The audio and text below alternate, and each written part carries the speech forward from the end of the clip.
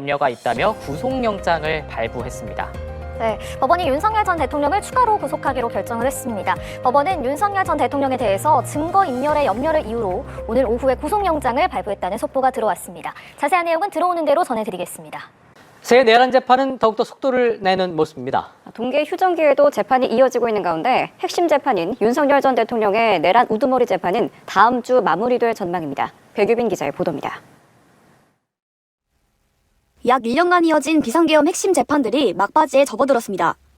그간 세 갈래로 진행됐던 재판들이 하나로 합쳐지면서 더욱 속도를 내는 모양새입니다. 재판부는 휴일인 새해 첫날만 재판을 잡지 않았고 둘째 날부터는 다시 공판 준비 기일을 열고 조지호 전 경찰청장과 김용현 전 국방부 장관 등 핵심 피고인들에 대한 재판 계획 정리 작업에 착수했습니다. 다음 주에는 일주일 내내 재판이 이어질 예정인데 5일과 7일, 9일 재판이 예정된 상태에서 6일 재판까지 예비기일로 추가된 상황입니다. 5일에는 김용현 전 장관에 대한 증인신문이, 6일과 7일에는 남은 증거조사가 이어질 예정입니다. 그리고 휴전기 마지막 날 변론을 종결하겠다는 계획입니다. 일단 9일까지는 종결을 하는 게 원래 재판부 계획인데 김용현 피고인 변호인 측에는 아직 말씀을 못 드렸는데 늦어도 1월 9일까지는 변호인 측 변론요지서 종합 정리된 거 꼭 제출을 좀 해주시기 바랍니다. 오는 9일 열리는 결심 공판에서는 피고인 8명이 한꺼번에 같은 법정에 서게 됩니다. 특검의 구형과 피고인 최후 진술도 동시에 이뤄질 전망입니다. 이 가운데 본류 재판인 윤석열 전 대통령의 내란 우두머리 사건 법정형은 사형과 무기징역, 무기금고로 제한돼 있습니다.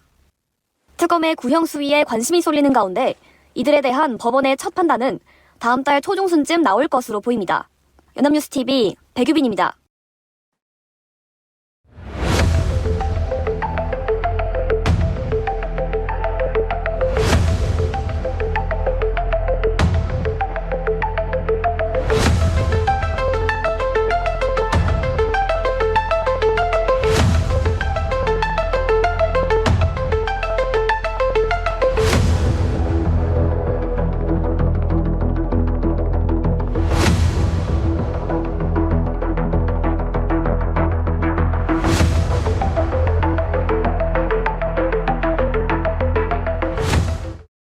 법원이 윤석열 전 대통령과 군경 수뇌부의 내란 재판을 하나로 병합했습니다. 내년 1심 선고를 앞두고 막판 심리에 속도를 내고 있는데요. 재판에선 김용현 전 국방부 장관의 증인신문이 이루어졌습니다. 김예린 기자입니다.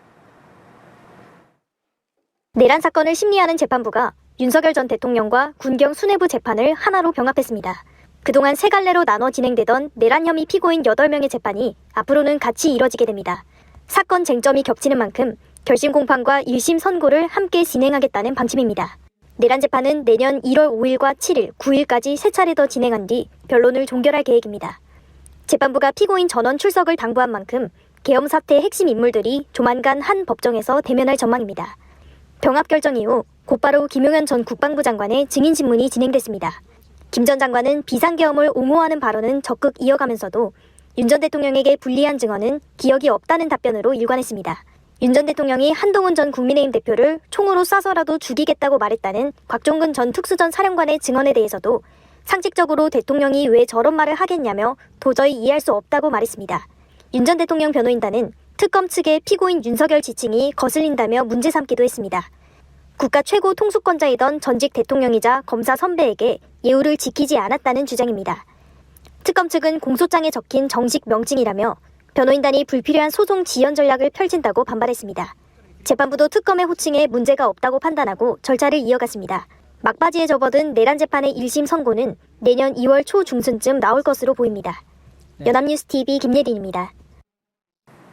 새해부터 윤석열 전 대통령 부부의 형사 재판은 더욱 숨가쁘게 돌아갑니다. 체포방해 사건을 시작으로 김건희 씨 1심 선고까지 잇따라 나오게 되는데요. 내란 재판도 마무리 단계에 접어들어 올해 초 1심 결론이 나올 전망입니다. 김예린 기자입니다. 특검이 기소한 사건 가운데 가장 먼저 나오는 결론은 윤석열 전 대통령의 체포방해 혐의 사건입니다. 오는 16일 내란 특검의 공소제기 반년 만에 1심 선고가 나옵니다.